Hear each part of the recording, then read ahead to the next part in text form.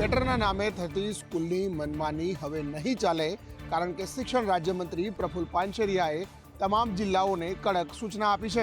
આ વખતે પણ શિયાળો શરૂ થતાની સાથે જ અમદાવાદની એક ખાનગી શાળાની મનમાની સામે આવી હતી, જેમાં શાળા દ્વારા સ્વેટર ફરજિયાત શાળામાંથી જ ખરીદવાનું કહેવામાં આવતા વાલીઓમાં રોષ જોવા મળ્યો હતો।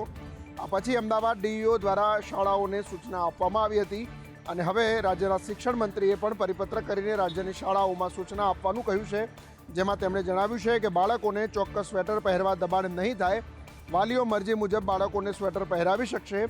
રાજ્ય શિક્ષણ મંત્રી પ્રફુલ્લ પાનસેરિયાએ એવું પણ કહ્યું છે કે સ્વેટરના કલર કે ડિઝાઇનથી શાળાની શોભા ન વધી શકે। પ્રફુલ્લ પાનસેરિયાએ કહ્યું કે સ્વેટરના ડ્રેસ કોડના બદલે બાળકોનું સ્વાસ્થ્ય જરૂરી છે અને શાળાઓ જો ખોટી રીતે દબાણ કરશે તો તેમની સામે કાર્યવાહી કરાશે। શિક્ષણના ધામમાં પણ લુખ્ખા તત્વોનો આતંક વધ્યો છે। દ્વારકાની એનડીએચ હાઈસ્કૂલમાં લુખ્ખા તત્વોની કરતૂત સામે આવી છે। દ્વારકાની એનડીએચ હાઈસ્કૂલ પ્રાથમિક શાળામાં આવારા તત્વો તાળા મારી ફરાર થઈ જાય છે। છેલ્લા 2 દિવસથી શાળામાં લાગેલા તાળાઓ ઉપર બીજા લોક મારી વિદ્યાર્થીઓના અભ્યાસમાં અડચણ ઊભી કરવાનો પ્રયાસ કરાઈ રહ્યો છે। વળી આ સ્કૂલના સીસીટીવી કેમેરા છેલ્લા 6 મહિનાથી બંધ હાલતમાં છે અને તેના કારણે આવી હરકત કોણ કરે છે તે પકડવું મુશ્કેલ બન્યું છે। સીસીટીવી કેમેરાને લઈને સ્કૂલના મદદનીશ શિક્ષકે અવારનવાર લેખિત મૌખિક રજૂઆતો પણ કરી છે, પરંતુ તેમની રજૂઆતો માત્ર કાગળ પર રહી ગઈ હોય એવો ઘાટ સર્જાયો છે અને તેની સાથે સવાલ પણ થાય છે કે કોણ છે જે વિદ્યાર્થીઓના ભવિષ્ય સાથે ચેડા કરે છે। હાલ આ અંગે શાળા દ્વારા પોલીસ તેમજ નગરપાલિકાને જાણ કરવામાં આવી છે, તેના આધારે તપાસ શરૂ કરાઈ છે। ગરીબ દર્દીઓની સારવારના નામે સરકાર પાસેથી કેવી રીતે નાણાં પડાવવા તેને લઈને એક બાદ એક હોસ્પિટલોની કરતૂતો સામે આવી રહી છે, ત્યારે હવે મહેસાણાના કડીની એક હોસ્પિટલનું કૌભાંડ ઉઘાડું પડ્યું છે। છાતીકાંડને પણ ભૂલાવી દે તેવી ચોંકાવનારી વિગતો સામે આવી છે। કડી સ્થિત ભાગ્યોદય હોસ્પિટલમાં તો હાર્ટ સર્જરી પણ આઉટસોર્સિંગથી કરવામાં આવી રહી છે।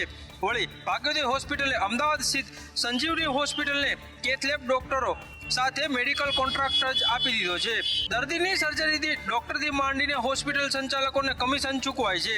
ભાગ્યોદય હોસ્પિટલના ડોક્ટર પ્રશાંત વજીરાણી અને કાર્ડિયોલોજિસ્ટનો એક જ મંત્ર છે, બ્લોકેજ હોય કે ન હોય, દર્દીને હાર્ટ એટેકનો ડર દેખાડો, સ્ટેન્ટ નાખો અને ₹1,20,000 મેળવો। આમ કોર્પોરેટ હોસ્પિટલો દર્દીની જાણ બહાર હાર્ટ એટેકના નામે મોટી કમાણી કરી રહી છે અને દર્દીના જીવ સાથે પણ ચેડા કરી રહી છે। ખ્યાતિકાંડનો આરોપી કાર્તિક ભૂમાફિયા પણ નીકળ્યો। કોંગ્રેસનો આરોપ છે કે કાર્તિકે 33 વીઘા જમીન પચાવી પાડી છે। આવી તો શું ઘટના ઘટી? સરકારમાં કોની રહેમરા હતી? સરકારમાં કોને પ્રેમ હતો કે આ કાર્તિક પટેલને 350 કરોડની જમીનમાં નિયમ ભંગ કરવા છતાં પણ એ જમીન એમને આપી રાખવામાં આવી અને ખાનગી શાળા અને કોલેજોના નામે એમને લૂંટ કરવાની મંજૂરી આપવામાં આવી। એ સરકારના કયા લોકો હતા, એ સરકારના કયા અધિકારીઓ હતા, એ કયા નેતાઓ હતા કે જે આ કાર્તિક પટેલને આવા જમીન કૌભાંડોમાં મદદ કરી રહ્યા છે અને આવા જ કૌભાંડોમાં ક્યાંક હોસ્પિટલોમાં પણ મદદ કરશે, તેનું પણ આપના દ્વારા ધ્યાન દોરવા માંગુ છું। કોંગ્રેસનું કહેવું છે કે જમીન માલિકોમાં કાર્તિક પટેલનું નામ જ નથી, તો કાર્તિક પટેલને ચેરમેન કેવી રીતે બનાવાયો તેની તપાસની માંગ કરાઈ છે। ખ્યાતિ હોસ્પિટલના એક બાદ એક પાપનો ભાંડાફોડ થઈ રહ્યો છે, ત્યારે હવે દર્દીઓને ડરાવીને ઓપરેશન કરાવવાના વધુ એક પાપનો પર્દાફાશ થયો છે। હું અહીંયા લઈને આવ્યો, એમને લયા પછી એમને કીધું કે ઉપર એમને ઇમરજન્સીમાં દાખલ કર્યા, પછી ત્યાં ઉપર એમનો કાર્ડિયો કર્યો। કાર્ડિયા કર્યા પછી એમને જોયો કે એમને કીધું કે તમારી 3 નસ બ્લોક છે, 90%, 70% અને 100% પૂરી, તમારી 3 નસ બ્લોક છે, તો તમારે ઇમરજન્સીમાં ઓપરેશન કરવું જ પડશે 5 મિનિટમાં। તમે ના કરાવો તો પેશન્ટને કંઈ પણ થાય તમારી જવાબદારી। તો પછી હું એકલો જ લઈને આવ્યો, તો એમને મારા મોટા પપ્પા છે એ મારા જોડા હતા, બિલ્લુભાઈ કરીને 2 જણા અમે લઈને આવ્યા હતા। પછી એમને અર્જન્ટ ડિસિઝન કીધું, મેં કીધું કંઈ નહીં, પછી એમને કીધું 3 લાખનો પેકેજ થશે, તો 3 લાખમાં એમનો ઓપરેશન સ્ટાર્ટ કરાવ્યું। એક તરફ પરિવાર પ્રિયજનની પીડા જોઈને ચિંતામાં હોય છે, ત્યારે બીજી તરફ પૈસા ખંખેરતી ખ્યાતિ હોસ્પિટલને કઈ રીતે માત્ર તેના ખિસ્સા ભરાશે તેમાં જ રસ હતો તે વધુ એકવાર સાબિત થાય છે। ભાવનગર શહેરમાં રખડતા ઢોરનો ત્રાસ ઘટવાને બદલે વધ્યો છે, ત્યારે છાસવારે સામાન્ય નાગરિકને ઈજા પહોંચાડતા ઢોરે હવે પૂર્વ મેયરને સિંગડે ચડાવ્યા છે। શહેરના પૂર્વ મેયર મેહુલભાઈ વડોદરિયાને આંખલાઈએ ઢીક મારતા તેમને હાથ અને માથાના ભાગે ઈજા પહોંચી છે।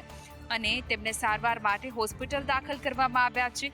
ગત સાંજે પૂર્વ મેયર અને ચેમ્બર ઓફ કોમર્સના પ્રમુખ મેહુલભાઈ વડોદરિયા તેમનું 2 વ્હીલર લઈને રૂપાણી સર્કલથી આતાભાઈ તરફ જઈ રહ્યા હતા, ત્યારે અચાનક જ ધસી આવેલા આખલાએ પૂર્વ મેયરને ઢીક મારતા તેઓ વાહન પરથી રોડ પર પટકાયા હતા.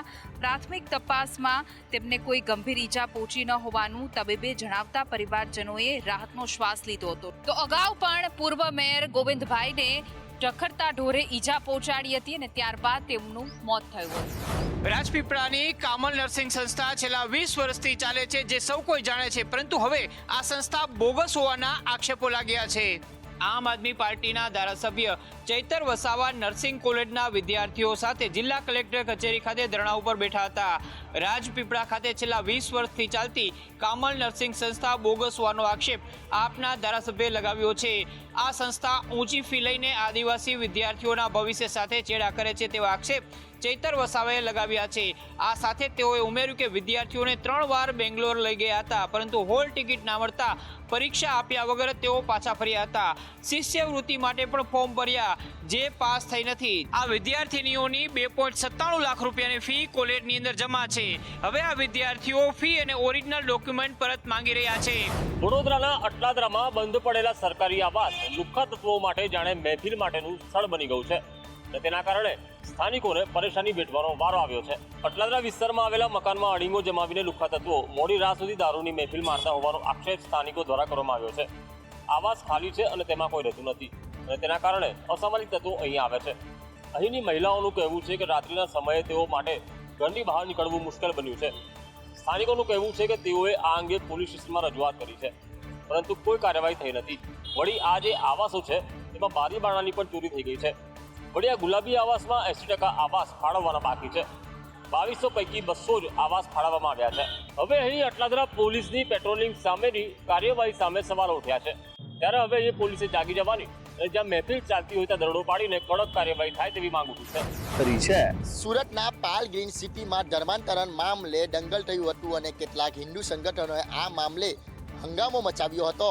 સુરતમાં ખ્રિસ્તી સમાજ દ્વારા બાટામાં ગ્રીન સિટી હોલમાં એક કાર્યક્રમ યોજ્યો હતો, જેમાં ધર્માંતરણ ચાલી રહ્યોની વાત ફેલાઈ હતી, જેને લઈને સ્થાનિક રહીશોએ હોબાળો મચાવ્યો હતો, જેથી ઉચ્ચ કક્ષાના પોલીસ અધિકારીનો કાફલો ઘટના સ્થળે પહોંચી ગયો હતો. જો કે પોલીસની તપાસમાં ધર્માંતરણ જેવી કોઈ પ્રવૃત્તિ ચાલતી નહીં હોવાનું બહાર આવ્યું હતું. હંગામા થયા પછીના બીજા દિવસે સોસાયટીના સભ્યો અને વિશ્વ હિન્દુ પરિષદના સભ્યોએ તે હોલમાં પહોંચ્યા હતા, જ્યાં કાર્યક્રમ યોજાયો હતો અને હોલની અંદર બહાર શુદ્ધિકરણ માટે 4 ધામથી લાવેલા ગંગાજળનો છંટકાવ પણ કર્યો હતો.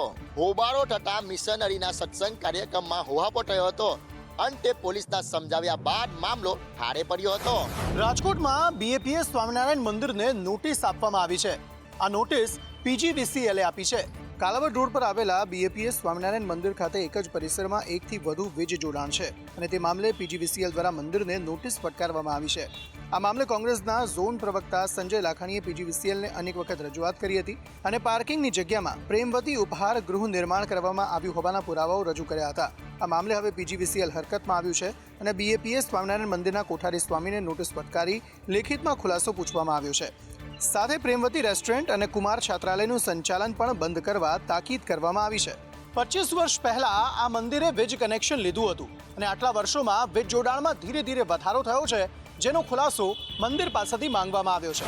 તો હવે પાકિસ્તાનના કરાચીમાં પણ સ્વામિનારાયણનું મંદિર બનશે. સ્વામિનારાયણના આ મંદિરનો દેખાવ અમદાવાદના કાલુપુર સ્વામિનારાયણ મંદિર જેવો જ રહેશે. પાકિસ્તાનના કરાચીમાં 147 વર્ષ પહેલા કાલુપુર સંપ્રદાયના સ્વામિનારાયણ મંદિરની સ્થાપના કરવામાં આવી હતી. હવે તેના નવનિર્માણની તૈયારીઓ શરૂ કરવામાં આવી છે, જે માટે સંપ્રદાયના 2 સંત ડી.કે. સ્વામી અને ધર્મ સ્વરૂપદાસજી કરાચી જશે અને મંદિરનું પુનઃનિર્માણ કાર્ય કરાવશે. મંદિરના નિર્માણ કાર્યની સાથે હવે ત્યાં સત્સંગ અને સભા પણ શરૂ કરવાની વિચારણા છે, જેને લઈને કાલુપુર સ્વામિનારાયણ મંદિરના હરિભક્તોમાં ખુશી છે. કયા 2 સંતોને પાકિસ્તાન મોકલવા તે મુદ્દે આગામી દિવસોમાં જાહેરાત કરવામાં આવશે. વર્ષ 1947માં જ્યારે ભાગલા પડ્યા હતા ત્યારે સ્વામિનારાયણ ભગવાનની એક મૂર્તિ કરાચી લઈ જવામાં આવી હતી અને ત્યાં તેની પૂજા કરવામાં આવી હતી, જેમાં હવે મંદિર બનશે.